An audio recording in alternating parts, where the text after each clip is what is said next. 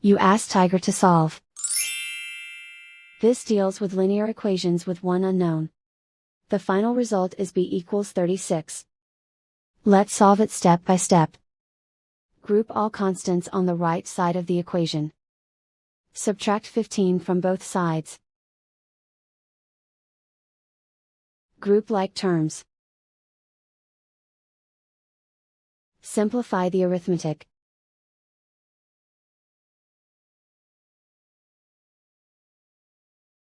Isolate the c.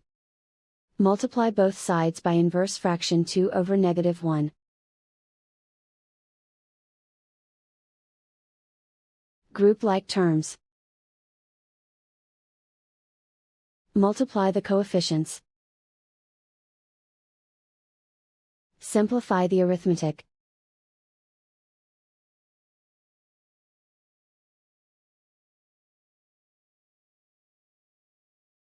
And so the final result is b equals 36.